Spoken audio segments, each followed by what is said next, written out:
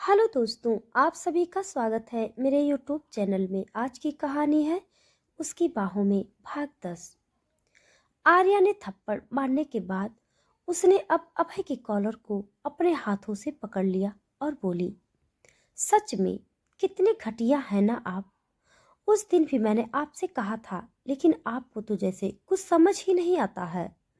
उसके बाद सुनकर अब अभय का चेहरा गुस्से से तमतमा गया और उसने अचानक ही आर्या के बालों को पकड़कर अपनी तरफ खींचा तो उनके होंठ टकराते टकराते बचे।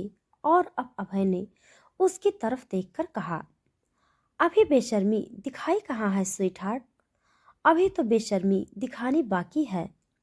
इतना कहकर उसने आर्या को एक झटके में छोड़ दिया और अब उसकी कलाई को पकड़कर अब आगे जाने लगा और आर्या भी उसकी तरफ खींची हुई चली जा रही थी। अब अचानक आर्या ने एक झटके में अभय से अपने हाथ को छुड़ाया और अब उसकी तरफ देखकर बोली, आप मुझे कहाँ लेकर जा रहे हैं। और अब आर्या ने विहान की तरफ देखा और बोली, और विहान यहाँ क्या कर रहे हैं और आपने उन्हें यहाँ ऐसे क्यों बांध रखा है। आर्या का सवाल सुनकर अभय ने उसकी तरफ देखकर कहा, एक तो तुम सवाल बहुत करती हो स्वीट हार्ट। आर्या ने इस बार गुस्से से उसकी तरफ देखा तो अभय ने उसकी तरफ डेविल नजरों से देखा और बोला, अगर तुम्हें तुम्हारे सवालों की जवाब चाहिए तो तुम्हें मुझसे शादी करनी होगी। व्हाट। आर्या को तो मानो अभय की बातों का मतलब ही नहीं समझ आया। उसने अभय की तरफ देखकर कहा, आप मजाक कर रहे हैं ना। उसकी बात सुनकर अब अभय हंसने लगा और हंसते हंसते बोला, मैं मजाक नहीं करता स्वीट हार्ट। अब आर्या को उसकी बातों को सुनकर डर लगने लगा था और अब वो जल्दी से विहान की तरफ बढ़ गई और उसके गालों को थपथपाते हुए बोली, विहान सर, प्लीज उठिए। आपको आपकी ये हालत। इस वक्त विहान बेहोश था और उसके हाथों और पैरों को भी इस वक्त कुर्सी से बांधा गया था। आर्या को उसकी हालत देखकर रोना आ रहा था। उसे समझ नहीं आ रहा था कि आखिर अभय उससे चाहता क्या है। तभी अचानक किसी ने अब आर्या को विहान से दूर ले जाना शुरू कर दिया तो आर्या ने पीछे मुड़कर देखा तो वो अभय था जो आर्या को अब मंडप की तरफ ले जा रहा था। उसे अब मंडप की ओर जाते हुए देखकर आर्या हैरान रह गई और आर्या अब खुद को अभय से छुड़ाने की कोशिश करने लगी, पर अभय ने उसे काफी कसकर पकड़ रखा था और अब उसे जबरदस्ती लगभग धक्का देकर उसने उसे मंडप में बिठाया और खुद भी उसके बगल में बैठ गया। और आर्या अब खुद को उसकी पकड़ से छुड़ाने की कोशिश कर रही थी। उधर अब धीरे धीरे विहान को होश आने लगा और अब अचानक उसके सर में काफी तेजी से दर्द हुआ, क्योंकि जब अभय के आदमियों ने उसे किडनैप किया था तो उसके सर पर ही वार किया था। अब होश में आने के बाद उसे सब कुछ धुंधला धुंधला दिखाई दे रहा था। अब विहान ने अपने सर को झटका तो वो खुद को रस्सियों में बंधा हुआ देखकर चौंक गया और अब उसकी नजर सामने मंडप में बैठी आर्या पर पड़ी, जो खुद को अभय की पकड़ से आजाद कराने की नाकाम कोशिश कर रही थी। पर अभय की पकड़ आर्या पर काफी मजबूत थी। अब अभय ने पंडित जी की तरफ देखा और बोला, जल्दी से शादी की रस्में शुरू करिए। उसकी बात सुनकर अब पंडित जी ने अब जल्दी जल्दी शादी की रस्में शुरू कर दी। वहीं अब विहान आर्या की तरफ देखकर चिल्लाया। आर्या उसकी आवाज सुनकर जब आर्या ने उसकी तरफ देखा तो उसकी आंखों में एक राहत की नजर आई और वो अब अभय से अपना हाथ छुड़ाकर अब विहान की तरफ भागी।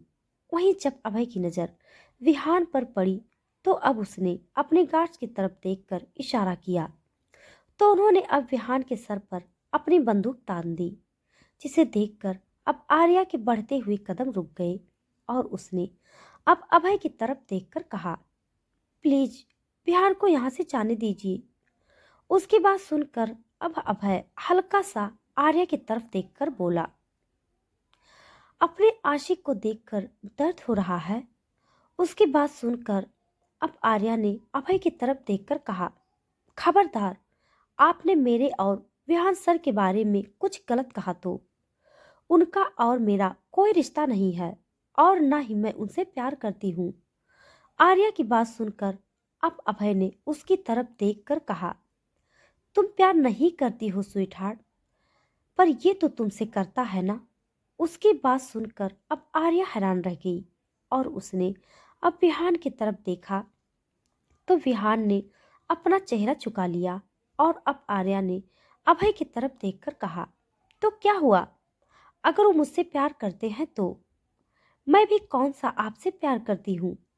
आर्या की बात सुनकर अब अभय का चेहरा गुस्से से तमतमा उठा और उसने अब आर्या को अब एक झटके में अपनी गोद में उठाया और उसे लेकर मंडप में बढ़ गया और पंडित जी की तरफ देखकर बोला, अब चुपचाप फेरे के मंत्र पड़ेगा। पंडित जी की आप सीधे सीधे फेरे होंगे। इतना कहकर अब अभय ने आर्या के साथ फेरे लेने शुरू कर दिए। वहीं बिहान ने जब अभय को आर्या के साथ जबरदस्ती फेरे लेते हुए देखा तो उसने अभय की तरफ देखकर कहा, तुम ये गलत कर रहे हो। इस तरह तुम जबरदस्ती आर्या से शादी नहीं कर सकते हो। पर अभय तो विहान की किसी भी बात का कोई फर्क नहीं पड़ रहा था और उसने अभी भी फेरे लेना जारी रखा था। अब पंडित जी ने कहा, अब आगे 3 फेरे में कन्या अब आगे रहेगी। पंडित जी की बात सुनकर अब आर्या ने अपना चेहरा ना में हिलाया और बोली, नहीं, मैं आपसे शादी नहीं कर सकती। मैं आपसे शादी बिल्कुल नहीं करूंगी। पर वहीं अब अभय ने आर्या को जबरदस्ती अपने सामने खड़ा किया और फेरे लेने लगा और आर्या भी उसके पीछे खिंची हुई चली जा रही थी।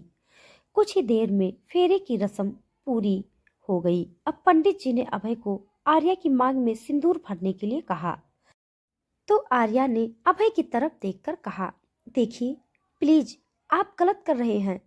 मैं ये शादी नहीं करना चाहती हूँ और इस तरह किसी से जबरदस्ती बिना उसकी मर्जी जाने किसी की मर्जी के खिलाफ शादी नहीं की जाती है। पर अभय को तो मानो उसकी बात सुनाई ही नहीं दे रही थी और अब उसने अपने हाथ में सिंदूर भरकर आर्या की मांग में भर दिया और उसी वक्त आर्या की आंखों में से एक आंसू का कतरा बह गया और अब अभय ने उसके गले में मंगलसूत्र भी डाल दिया और अब पंडित जी ने कहा, शादी संपन्न हुई और आज से आप दोनों पति पत्नी हुए। पंडित जी की बात सुनकर अब आर्या तो मानो होश खो बैठी थी। अब अभय ने आर्या की तरफ देखा और अचानक उसे खुद से चिपका लिया और अब उसके चेहरे को ऊपर करके उसके होठों पर अपने होठ रख दिए और उसे किस करने लगा।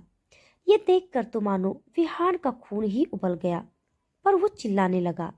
पर अचानक किसी ने उसके सर पर वार किया और विहान बेहोश हो गया। आर्या इस तरह अभय की किस करने से हैरान रह गई थी और अब उसने अभय को खुद से दूर करने लगी और उसके सीने पर धक्का मारने लगी। अभय ने अब आर्या की दोनों कलाइयों को पकड़कर अब पीठ से मोड़कर लगा दिया और जिससे आर्या अब छटपटाने लगी। पर कुछ देर बाद उसने आर्या के होठों को हल्का सा बाइट करके छोड़ दिया जिससे आर्या के होठों से खून निकलने लगा। आर्या ने गुस्से से अभय को थप्पड़ मारना चाहा पर अभय ने उसकी कलाई को पकड़कर उसे आगे घुमा दिया और अब उसके कंधे पर अपनी चिन रखकर उसके कानों के पास अपने होठ लगाकर बोला, न स्वीट हार्ट, ये 2 बार ये गलती कर चुकी हो, अब तीसरी बार नहीं। आर्या ने अब अभय की तरफ गुस्से से देखकर कहा, अब तो आपने अपने मन की कर ली ना, अब तो प्लीज बयान को छोड़ दीजिए। आर्या की बात सुनकर अभय ने आर्या के बालों को उसके कान के पीछे किया और बोला, डोंट वरी स्वीट हार्ट, तुम्हारे इस आशिक को अब इसके घर तक पहुंचा दिया जाएगा, पर उससे पहले हमें अपने घर तो चलना ही होगा ना। आर्या ने अभय की तरफ हैरानी से देखा और उसकी तरफ देखकर बोली, आपके घर? पर मुझे आपके साथ आपके घर नहीं जाना, मुझे मेरे घर जाना है। उसकी बात सुनकर अब अभय उसकी तरफ देखकर बोला, सोच लो स्वीट हार्ट, हम अपने घर नहीं जाएंगे तो? अभय ने बिहान की तरफ देखकर कहा, तो वो भी अपने घर नहीं जाएगा। अब आर्या ने अभय की तरफ नफरत से देखा और विहान की तरफ देखकर बोली। विहान अब अभय का चेहरा गुस्से में काला पड़ने लगा था। जब भी आर्या विहान की तरफ देखती तो मानो अभय की आंखों में गुस्सा छाने लगता। अब अभय ने आर्या को अपने कंधे पर टांग लिया और आर्या ने अब उसके कंधे पर मुक्का मारना शुरू कर दिया और बोली, लीव मी। पर अभय उन मुक्कों का कोई फर्क ही नहीं पड़ रहा था। अभय उसे लेकर अब बाहर चला आया और कार का दरवाजा खोलकर लगभग उसे धक्का देकर अंदर बिठाया और खुद अब ड्राइविंग सीट पर आकर बैठ गया। आर्या अभी भी दरवाजे को खोलने की कोशिश कर रही थी। अब अभय ने उसकी तरफ गुस्से से देखकर कहा, जितनी ही मुझसे दूर जाने की कोशिश करोगी उतना ही तुम्हें ही दर्द होगा। उसकी बात सुनकर अब आर्या ने कोशिश करना छोड़ दिया और अब उसने अपना सिर खिड़की से टिका लिया और कार से बाहर देखने लगी और अभय ने उसे देखकर अब कार सड़कों पर दौड़ा दी। बीच बीच में अभय आर्या की तरफ देख भी लेता पर आर्या ने एक भी बार अभय की तरफ मुड़कर नहीं देखा और कुछ ही देर में वो अब ठाकुर मेंशन में पहुंच गए। अब अभय कार से बाहर आया और अब उसने आर्या को खींचते हुए बाहर निकाला और उसे लेकर अब मेंशन के अंदर जाने लगा और आर्या पीछे से चिल्लाती रह गई, मुझे आपके साथ नहीं जाना। सुना आपने, मुझे आपके साथ नहीं जाना। तब तक अभय उसे मेंशन के दरवाजे पर लाकर खड़ा कर चुका था। वहीं अब आर्या के कदम अब दरवाजे पर रुक गए और अब उसे अंदर की तरफ देखा तो वो हैरान रह गई क्योंकि अंदर इस वक्त आरोही आरती की थाल लिए दरवाजे पर खड़ी थी और उन दोनों की तरफ मुस्कुराते हुए देख रही थी। पर उसने जब आर्या की आंखों में आंसू देखे तो उसकी मुस्कुराहट गायब हो गई और उसने अब अभय की तरफ देखकर कहा, भाई, भाभी की आंखों में आंसू क्यों हैं? क्या आपने उनसे जबरदस्ती? आरोही की बात पूरी करती उससे पहले ही अभय ने उसकी तरफ देखकर कहा, ओहो आरू, अब शादी के बाद जब विदाई होती है तो हर लड़की की आंखों में आंसू होते हैं ना स्वीटहार्ट।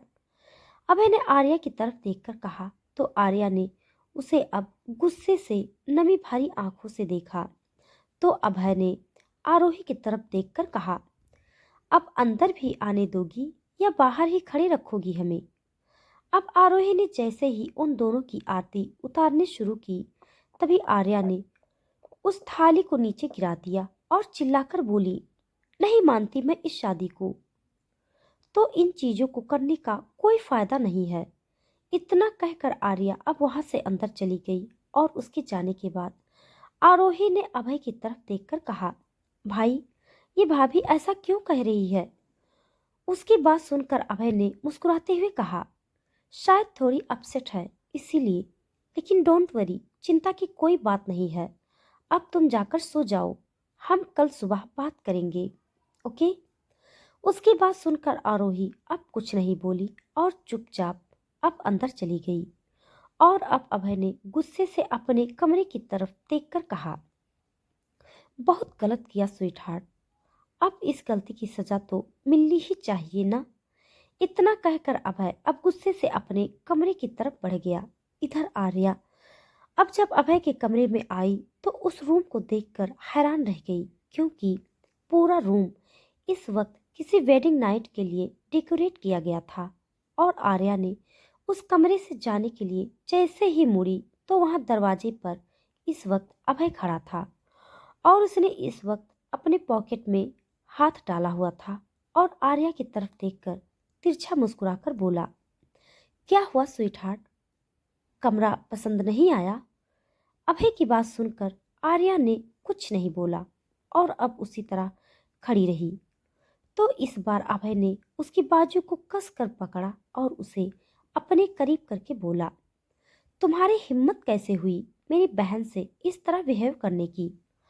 अभय की बात सुनकर आर्या ने इस बार उसकी तरफ व्यंग से देखा और बोली, वाओ मिस्टर अभय ठाकुर, आपने एक लड़की को किडनैप करके और उसकी मर्जी के बगैर उससे शादी कर ली तो आपको बुरा नहीं लगा, लेकिन यहाँ मैंने आपकी बहन से मिसबिहेव किया तो आपको काफी बुरा लग रहा है ना? मानना पड़ेगा आपको। आर्या की बात सुनकर अभय ने आर्या की कलाई को और भी कसकर पकड़ लिया और अपने दांत पीसते हुए कहा, मेरी बहन मेरे लिए सबसे इम्पोर्टेंट है और अगर कोई उसके साथ इस तरह बिहेव करेगा तो सामने वाले का मैं क्या हाल करूंगा, ये तुम सोच भी नहीं सकती स्वीट हार्ट। इतना कहकर अभय ने अब आर्या को एक झटके में छोड़ा और अब खुद वॉशरूम में चला गया। उसके जाने के बाद आर्या नीचे फर्श पर बेड से टिककर बैठ गई और फफक कर रो पड़ी। उधर वॉशरूम से आने के बाद अभय इस वक्त शावर के नीचे खड़ा था और उसने गुस्से से एक पंच दीवार पर मारा और अपना सर दीवार से टिका लिया। थोड़ी देर बाद अभय जब बाहर आया तो इस वक्त उसने सिर्फ लोअर पहन रखा था और अब उसकी नजर आर्या पर पड़ी जो रोते रोते सो चुकी थी। अभय अब उसकी तरफ बढ़ा और उसने उसे गोद में उठा लिया और आर्या ने भी अपना छोटा सा सेहरा उसके सीने में छुपा लिया और अब अभय ने उसे बेड पर लिटा दिया और अब उसके चेहरे को ध्यान से देखने लगा। छोटा सा मासूम सा चेहरा, रो रो कर सूज चुकी आंखें, रोने से लाल पड़ चुकी नाक, गुलाबी होंठ। उसके होठों को देखकर अभय को अपना गला सूखता हुआ महसूस हुआ। अब आर्या की आंखें अचानक से खुली और वो अभय को इस तरह खुद के ऊपर झुका हुआ देखकर हैरान रह गई और जैसे ही चिल्लाने को हुई, अचानक अभय ने उसके होठों पर अपने होठ रख दिए और उसे सॉफ्टली किस करने लगा। और उसकी इस हरकत पर पहले तो आर्या हैरान रह गई, पर अब उसकी सॉफ्टनेस को महसूस करके आर्या ने भी अब अपने हाथ अभय की गर्दन में फंसा लिया और उसे धीरे धीरे रिस्पॉन्स देने लगी। अब धीरे धीरे उसकी तरफ से रिस्पॉन्स पाकर अब अभय उसे और भी तेजी से किस करने लगा और धीरे धीरे उनकी ये सॉफ्ट किस अब स्मूथ में बदल चुकी थी। करीब 10 मिनट बाद अभय ने आर्या के होठों को छोड़ा और अब उसके होठ आर्या की गर्दन पर हरकत करने लगे थे और अब अभय के होठों को अपनी गर्दन पर महसूस करके आर्या को गुदगुदी सी होने लगी थी। अब धीरे धीरे अभय आर्या की कॉलर बोन पर चूमने लगा और अचानक अभय ने आर्या की कॉलर बोन पर बाइट कर लिया, जिससे आर्या होश में आई और उसने तुरंत ही अभय को धक्का दे दिया और उसके धक्का देने से अब अभय होश में आया और बिना आर्या की तरफ देखे ही कमरे से बाहर चला गया। तो दोस्तों, आज के लिए बस इतना। इसके आगे का भाग जानने के लिए आप सब मेरे साथ बने रहिए।